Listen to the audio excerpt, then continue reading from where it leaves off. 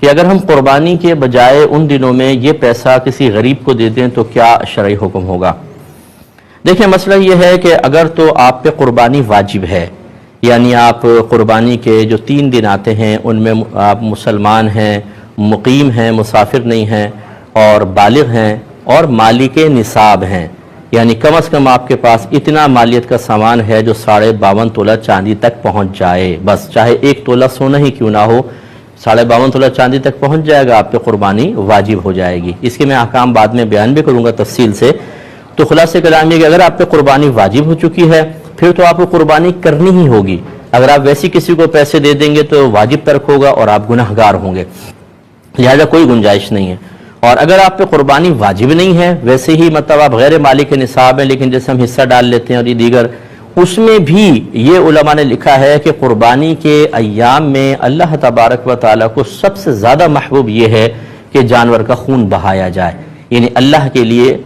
قربانی کی جائے، تو آپ نفل قربانی میں حصہ لے سکتے ہیں۔ اب رہا غریب کی مدد، تو غریب کی مدد خالی پیسے سے نہیں، گوشت سے بھی ہو سکتی ہے۔ آپ قربانی میں حصہ ڈالیں، ایک پسندیدہ عمل بھی آپ نے کر لیا، اور وہ گوشت لے کر آپ خود نہ استعمال کریں، غریبوں میں تقسیم کر دیں، اور خاص طور پہ وہ غریب کہ جن کو سال کے اکثر حصے میں گوشت کھانا میسر نہیں ہوتا، ان کو عزت احترام کے ساتھ دیں تو انشاءاللہ ہو جائے گا۔ لیکن یہ جس پہ خاص طور پہ واجب ہے وہ تو سوچے بھی نہیں کہ یہ پیسہ میں کسی کو دے دوں، یہ زیادہ اچھا ہے، اور جس پہ نفلی قربانی وہ چاہتا ہے کہ میں نفل کر لوں، اس کے لیے بھی ہمارا مشورہ یہی ہوگا جو آپ کی خدمت میں ذکر کیا ہے۔ یہ کہتے ہیں کہ ہمارے پاس ایک بکرا ہے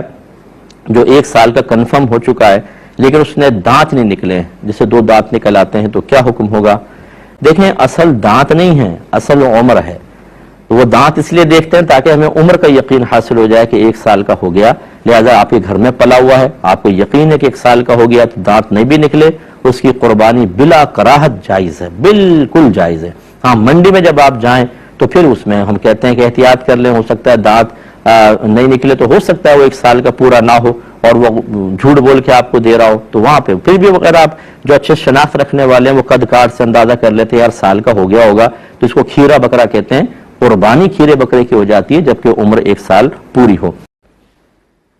ایک صاحب نے بتایا کسی کی 2 غیر شادی شدہ بیٹیاں تھیں،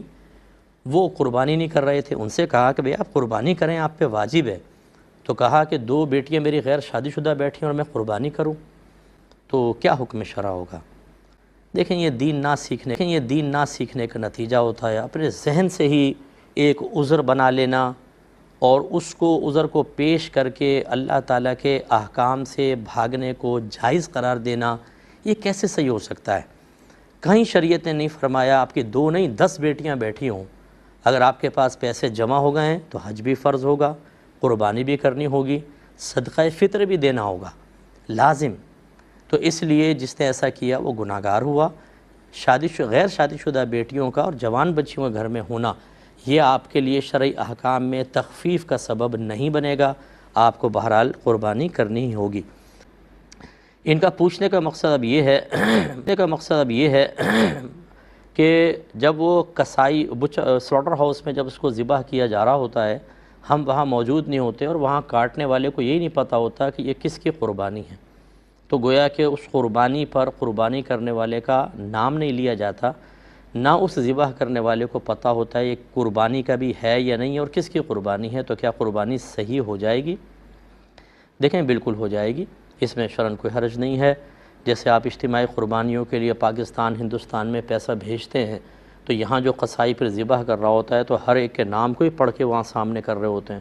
اللہ ہی نیتوں کے حال بہتر جانتا ہے، جب آپ نے نیت کر لی اور سامنے والا کاٹ رہا ہے، وہ چاہے نیت کرا نہ کرے، آپ کی نیت تو موجود تھی۔ نام لینا بھی بکرے کے سامنے ضروری نہیں ہے، نہ اس ارادے کے ساتھ کہ قربانی کا جانور ہے میں ذبح کر رہا ہوں، نہیں، بس وہ چونکہ آپ نے آرڈر دیا وہ آپ کی قربانی بالکل ہو جائے گی، اس میں گھبرانے کی کوئی بات نہیں ہے۔ اور اب وہ کہتے ہیں کہ میں ساتھ کر چکا ہوں، اب اس کے بعد وہ قربانی نہیں کرتے ہیں، کیا حکم شرع ہوگا؟ دیکھیں بالکل غلط چیز ہے، ان کے ذہن میں کسی نے غلط مسئلہ ڈال دیا کہ ہر ایک پر 7 قربانیاں واجب ہوتی ہیں زندگی میں، جب وہ کر لے تو اس کے بعد بری ذمہ ہو جاتا ہے، ایسا کوئی بھی مسئلہ نہیں ہے۔ میں گزارش کرتا ہوں کہ مسئلے اچھے مسند مفتیان کرام سے معلوم کریں۔ یہ جو ہمارے ہاں ہر گھر میں، ہر محلے میں، ہر اسکول کی کینٹین میں اور پپو پان والے کی دکان کے اوپر جو مفتی کھڑے ہوئے ہیں، یہ ہر ایک قابل اعتماد نہیں ہوتا ہے۔ سنی سنائی باتیں بیان کرتے ہیں اور اس سے لوگوں کو گمراہ کرتے ہیں، جیسے کہ اس طرح کیا تو بہرحال یہ شرعاً جائز نہیں تھا، اور ان کو قربانی کرنا واجب ہے۔ اور جتنے سال قربانی واجب ہوئی اور وہ اسی مسئلے کو ذہن میں رکھ کر نہ کرتے رہے، اس پہ اللہ کی بارگاہ میں توبہ کرنی ہوگی، اور ان کا حساب کر کے جتنے سالوں کی قربانی رہ گئی اب اس کا کفارہ ادا کرنا ہوگا۔ وہ ایسا نہیں ہے کہ آپ ایک قربانی کا جانور ذبح کریں گے، کیونکہ اس کی قضا اس طرح نہیں ہوتی ہے، بلکہ ایک قربانی کا پیسہ آپ اللہ کی راہ میں دیں گے۔ تو اگر 3 سال کی قربانی نہیں کی تو 3 قربانیوں کا پیسہ آپ صدقہ کریں گے، کسی غریب کو دیں گے۔ تو جب بھی آپ جانور خریدنے کے لیے جائیں تو ذرا ترتیب سے اچھی طرح اس کو چیک کریں، مثلا اس کی ناک دیکھیں کٹی ہوئی نہ ہو، اس کے دانت دیکھیں ٹوٹے ہوئے نہیں ہونے چاہیے۔ اگر جانور بہت خوبصورت ہے، اچھا فربا ہے، ایک آدھ اس کا دانت ٹوٹا ہوا ہے تو چل جائے گا، خلاف سنت قربانی ہوگی لیکن بہرحال ہو جائے گی۔ فقہا نے فرمایا کہ اتنے دانت ٹوٹے ہوئے ہوں کہ خود چارہ نہ چبا سکتا ہو تو اس جانور کی قربانی نہیں ہوتی۔ اس کا مطلب ہے 1-2 دانت اگر ٹوٹے ہوں تو قربانی ہو جائے گی، لیکن خلاف سنت ہے۔ تو کوشش تو یہ ہونی چاہیے کہ تمام دانت مکمل ہوں، لیکن پھر بھی اگر ایک آدھ ٹوٹا ہوا ہے تو کوئی بات نہیں۔ اسی طرح زبان کو چیک کریں، کٹی ہوئی نہیں۔ آنکھوں کو چیک کریں، دونوں آنکھیں بالکل صحیح ہونی چاہیے۔ اگر کانا بکرا ہو کہ ایک آنکھ ہے ایک نہیں، یا اندھا بکرا ہے تو اس کی قربانی نہیں ہوگی۔ تو ذرا تھوڑا سا اس کی اس طرح آنکھ کے قریب لا کے یوں کریں، اگر وہ آنکھ بند کرتا ہے تو اس کا مطلب ہے کہ اس کی آنکھ ٹھیک ہے، ورنہ ہمارے ہاں تو ماشاءاللہ ایک سے ایک ماسٹر لوگ ہیں، قربانی یہ بکرے کی آنکھیں بعض اوقات ضائع ہو جاتی ہیں اور اس میں نقلی آنکھ فٹ کی ہوتی ہے، تو یہ پتہ چل جائے گا اگر نقلی ہوگی تو حرکت نہیں کرے گا، چاہے آپ کتنی آنکھ کے قریب کریں، تو یہ ضرور چیک کر لیا کریں، بعض اوقات دھوکہ ہو جاتا ہے۔ کانوں کا مسئلہ یہ ہے کہ اگر کسی جانور کے پیدائشی کان نہ ہو تو یہ ایک عیب ہے، اس کی قربانی نہیں ہو سکتی۔ ہاں بڑے چھوٹے سے کوئی فرق نہیں پڑتا، بعض بکرے ایسے ہوتے ہیں جو چھوٹی نسل کے ہوتے ہیں، ان کے ٹیڈی بکرے شاید کہتے ہیں، چھوٹے چھوٹے سے کان ہوتے ہیں تو کوئی مسئلہ نہیں ہے، بہت لمبے کان ہوں یا چھوٹے ہوں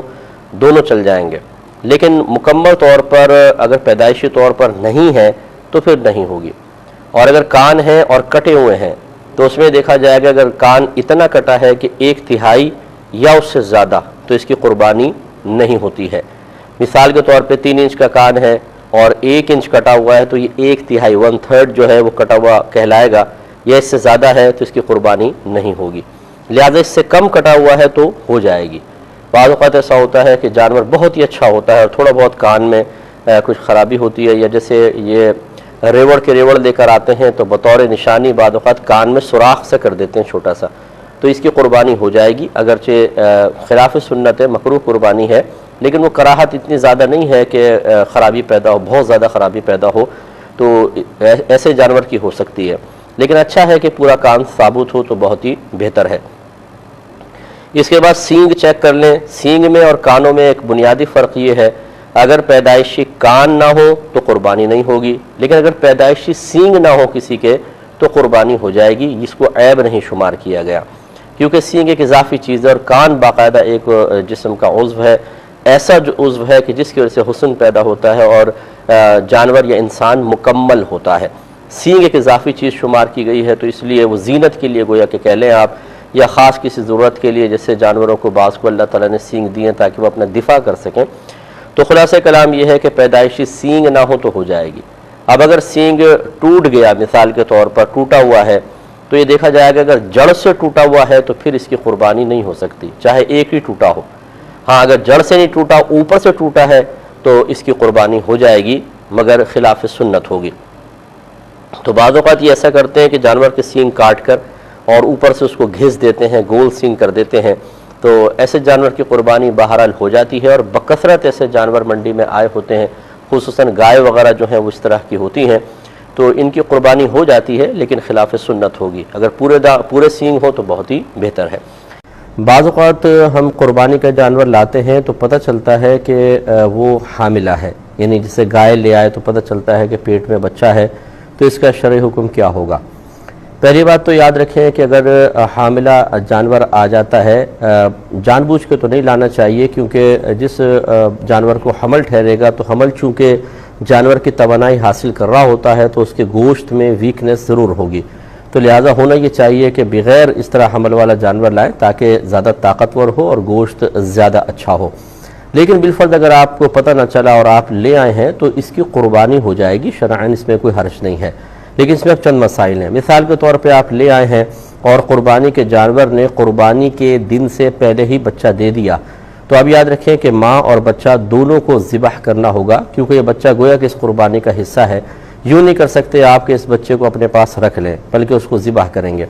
ایک صورت تو یہ ہے۔ دوسرا یہ کہ بچہ نہیں دیا لیکن جب آپ نے اس کو ذبح کیا ہے جانور کو تو بچہ پیٹ سے زندہ برآمد ہو گیا، یعنی رحم سے زندہ نکل آیا ہے۔ اب لازم بات ہے وہ ایسی حالت میں ہوگا کہ اس کو شاید کھانے میں کراہت محسوس ہوئی اپنے پاس رکھنے میں کہ اس کی بوٹی وغیرہ بنائی جائے، تو وہ آپ زندہ صدقہ کر سکتے ہیں، لیکن اس کو پھینک نہیں سکتے ہیں کہ اس کو مار دیں، اسے بھی ذبح کر لیں، اور یہ جو مطلب وہ جو اٹھانے والے ہوتے ہیں خوشی سے لے جائیں گے ان کو ضرور دے دیں۔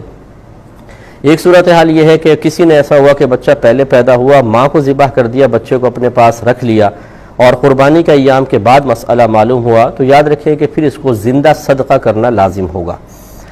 چوتھی صورت مزید یہ ہے کہ اس نے رکھ لیا اور صدقہ نہ کیا حتیٰ کہ اگلے سال کی قربانی کے ایام آ گئے۔ اب مثال کے طور پہ وہ بکرا تھا تو دیکھا گیا جی پورا ایک سال مکمل ہو گیا ہے، تو اب ایسا نہیں کر سکتے کہ اس کو اس سال قربان کر لیں، کیونکہ یہ سابقہ قربانی کا حصہ ہے، لہٰذا اب بھی اس کو صدقہ ہی کرنا ہوگا۔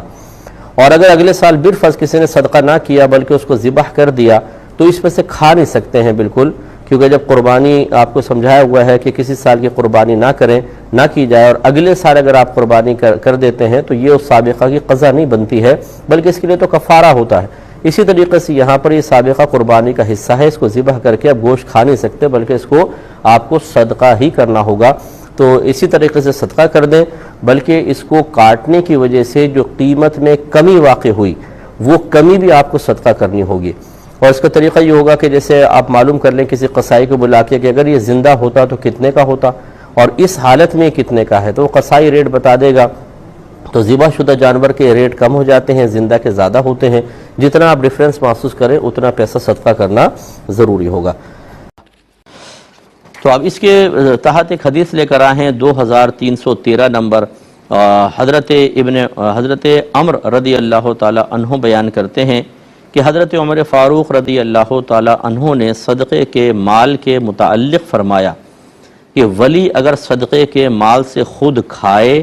یا اپنے دوست کو کھلائے تو اس میں کوئی حرج نہیں ہے۔ ولی سے مراد وہی جو والی ہے، شہر کا والی، حاکم ہے، جبکہ وہ اس سے مال جمع نہ کرنا چاہتا ہو، یعنی یہ مقصود نہ ہو کہ اپنے قبضے میں لے لیں، جیسے پلاٹ بنا لیں، سامان اٹھا کے لے جائیں، یہ نہیں ہے۔ اب مہمان آ گئے ہیں گھر میں، جو حکومتی مہمان ہوتے ہیں، ایک تو ہوتا ہے ذاتی گھر کا مہمان، اس کی بات نہیں ہو رہی ہے، ایک ہے جیسے باہر کے وفد ملنے آ رہے ہیں امیر المومنین سے، تو اب یقینی سی بات ہے اگر دیکھا جائے تو وہ تو ریاست کے مہمان ہیں، وہ ذاتی مہمان نہیں، ان کے بارے میں فرما رہے ہیں کہ ان کو کھلا پلا سکتے ہیں اور خود بھی اس میں سے تھوڑا بہت کھا سکتے ہیں۔ حضرت ابن عمر رضی اللہ تعالی عنہما، حضرت عمر رضی اللہ تعالی عنہ کے صدقات کے منتظم اور متولی تھے، تو اہل مکہ سے جو مہمان ان کے پاس آتے وہ ان کو اس مال سے کھلاتے تھے۔ تو یہ بڑی توجہ والی بات ہے، اور اس کو جو مسئلے جانتا ہو وہی اس میں تصرف کرے۔ جیسے آج کل مدارس میں آپ کوئی فنڈ وغیرہ دیتے ہیں، ڈونیشن دیتے ہیں، تو وہاں کے بچوں کے لیے کھانا وغیرہ بنایا جاتا ہے، ٹیچرز بھی اس میں سے کھاتے ہیں، بعض اوقات ایسا ہوتا ہے، اور یہ بھی ہمارے ہاں عرف جائز ہے دینی اداروں کے اندر کہ اس قسم کے مال سے انہیں بھی کھلا دیا جاتا ہے جو مہمان آتے ہیں، دارالعلوم میں ملنے آئے علماء وغیرہ یا کوئی، تو انہیں بھی کھلا دیا جاتا ہے۔ تو یہ بس اس میں خیال کرنا چاہیے کہ وہ خالصتاً زکوٰۃ کا مال نہ ہو۔ ایک ہوتی ہے ڈونیشن، نفلی صدقات ہوتے ہیں، اس میں تو یہ عرف جاری ہوگا، لیکن اگر وہ صدقات واجبہ میں سے کسی نے دیے ہیں تو پھر اس میں سے غنی نہیں کھا سکتا، اسے پھر وہ شرعی فقیر جو بچے ہیں مہمان، اور ان میں بھی وہ کہ جو غریب بچے ہیں، یہ نہیں کہ مثال کے طور پہ ہاسٹل میں کوئی امیروں کا بچہ بھی ٹھہرا ہوا ہے تو وہ اس کھانے میں سے کھائے، وہ ایسا نہیں کرے گا، اسے اپنا کھانے کے پیسے خود علیحدہ دینے چاہیے۔ زکوٰۃ کے مال میں سے عام آدمی نہیں کھا سکتا، غنی نہیں کھا سکتا، وہی کھا سکیں گے جو اس کے مستحق ہیں، تو اس لیے ڈونیشن وغیرہ جو نفلی صدقات ہوتے ہیں ان کے اندر وہ کھا پی سکتے ہیں۔ تو یہ تھوڑا سا اس لیے میں نے کہا کہ تھوڑا احتیاط کرنی چاہیے، اور کرتے بھی ہوں گے ادارے والے، یقینی سی بات ہے کہ انہیں یہ مسائل معلوم ہوتے ہیں تو خیال کرتے ہیں، تو اس لیے اگر کوئی آپ میں سے کوئی دیتا ہے تو وہ تشویش میں مبتلا نہ ہو۔ اگلا باب قائم کرتے ہیں کہ باب الوکالتی فی الحدود، حدود میں وکیل بنانے کا باب۔ حد اس سزا کو کہتے ہیں جو اللہ تبارک و تعالی یا اس کے رسول کریم صلی اللہ علیہ وسلم کی طرف سے مقرر کر دی گئی ہو، اور اس میں عام انسانوں کو تصرف، تغیر، تبدل کا اختیار حاصل نہ ہو۔ جیسے چوری کریں تو ہاتھ کاٹنا، اگر کوئی زنا کر لیتا ہے، غیر شادی شدہ کرے تو 100 کوڑوں کی سزا ہے، اور شادی شدہ کر لے تو ہمارے مذہب میں بڑی سخت سزا ہے، اس کو رجم کرنا۔ رجم کا مطلب ہوتا ہے پتھر مار مار کے اس کو ہلاک کر دینا۔ تو یہ سزائیں، اس کو حد کہتے ہیں۔ اور اگر حاکم اسلام یا آج بھی جیسے ججز وغیرہ ہیں، وہ اس حدود سے ہٹ کر کسی کے اوپر اپنے ثوابدید سے کوئی سزا جاری کرتے ہیں تو اس کو تعزیر کہا جاتا ہے۔ اسی لیے آپ سنتے ہوں گے لفظ تعزیرات پاکستان، تو یہ تعزیرات وہی سزائیں ہوتی ہیں۔ ایک بھائی نے یہ پوچھا کہ سنا یہ ہے کہ کہا جاتا ہے کہ جو عورت جس مرد کی پسلی سے بنی ہے اسی کے نکاح میں آئے گی، کیا یہ بات صحیح ہے؟ جی نہیں، یہ بات بالکل غلط ہے۔ ایسا نہیں ہوتا ہے کہ ہر مرد کی پسلی سے اس کی بیوی پیدا ہوگی، ایسا نہیں ہوتا۔ بس ایسا ہی ہوا کہ آدم علیہ السلام کو اللہ نے پیدا کیا تو آپ کے قلب میں نکاح کی خواہش پیدا ہوئی جو اللہ نے ہی ڈالی، تو آپ نے اللہ کی بارگاہ میں التجا کی تو اللہ تعالیٰ نے آپ کی پسلی سے بی بی حوا رضی اللہ تعالیٰ عنہا کو پیدا کیا۔ بس ایسا ہے کہ آدم علیہ السلام کی پسلی سے بی بی حوا پیدا ہوئیں، اور پھر یہ معاملہ یعنی توالد و تناسل کا سلسلہ ہوا اور نسلیں آگے بڑھیں۔ یہ نہیں ہے کہیں شریعت نے کہا کہ ہر مرد کی پسلی سے عورت پیدا ہوتی ہے، ایسا کہاں ہوتا ہے؟ وہ تو ماں باپ سے بچے پیدا ہوتے ہیں، پسلی سے کہاں سے پیدا ہوگا؟ تو یہ بالکل غلط خیال ہے۔ اس کو اب یہ کسی نے اگر آپ کو بطور وظیفہ بتایا، مجھے تو لگتا ہے دشمنوں کے خلاف کوئی وظیفہ بتایا ہے کہ ان کے خلاف پڑھیں، میں آپ سے گزارش کرتا ہوں یہ کوئی ایسا وظیفہ نہیں ہے کہ جو باقاعدہ قرآن یا حدیث کے اندر موجود ہو، اور یہ کسی نے اپنے پاس سے بنایا اور آپ کو دے دیا ہوگا۔ اگر خدا نخواستہ اس کو آپ مس یوز کرنے کی کوشش کریں گے تو یاد رکھیں جو اچھے کلمات ہوتے ہیں ان کا نیگیٹو استعمال بعض اوقات خود آپ پر نیگیٹو ایفیکٹس ڈالے گا اور آپ نقصان کا شکار ہو جائیں گے۔ اس طرح کتابیں نہ پڑھیں۔ ایک بہن نے آج مجھے کہا کہ میں نے کتاب پڑھی، اس کے اندر بہت سارے وظیفے لکھے تو انہوں نے اپنا لیے۔ کتابوں میں ہزاروں چیزیں لکھی ہوتی ہیں اور ان کی فضیلتیں ایسی لکھی ہوتی ہیں کہ آپ کہیں گے اگر یہ پڑھ لوں تو بس پوری دنیا کا حکمران تو میں ہی ہوں گا، پاکستان کی اگلی حکومت میرے ہاتھ میں ہوگی۔ ارے بھائی اتنی آسانی سے ہر چیز وظیفوں سے حاصل ہو جاتی تو ہر شخص حاکم ہوتا، ہر شخص بادشاہ ہوتا، لیکن ہم پتہ نہیں کیا حسن زن قائم کرتے ہیں۔ اچھا پھر یہ بھی معذرت کے ساتھ نہ ہم نماز پڑھتے ہیں، نہ ہم روزہ رکھتے ہیں، قرآن پاک کی تلاوت ہم نہیں کرتے، فرض علوم ہم نے نہیں سیکھے ہوتے، ہزارہ گناہ ہم کرتے ہیں، گناہوں بھری زندگی ہم چھوڑنا نہیں چاہتے، رزق حلال اور حرام کی تمیز ہمیں حاصل نہیں ہوتی، لیکن ہم گمان کرتے ہیں کہ وظیفہ پڑھوں گا اللہ تعالیٰ فوراً مجھے سب کچھ عطا فرما دے گا۔ بھائی جان ایسے نہیں ہوتا ہے۔ اس کے لیے سب سے پہلے ہر چیز کے لیے کچھ ریکوائرمنٹس پوری کرنی پڑتی ہیں۔ اس طرح آپ کو ہر چیز کے فائدے حاصل ہونے لگ جائیں تو پھر تو آدمی کیوں نماز پڑھے گا؟ یعنی ایک عام سوچ یہ ہوگی پھر میں کیوں نماز پڑھوں، سارے فائدے تو مجھے حاصل ہو رہے ہیں۔ وہ کوئی بہت ہی خوش نصیب ہوگا جو اس کے ساتھ ساتھ پھر اللہ تعالیٰ کی کامل عبادت بھی کرے۔ اس لیے ہمارا مشورہ ہوگا اس قسم کے وظائف نہ کیے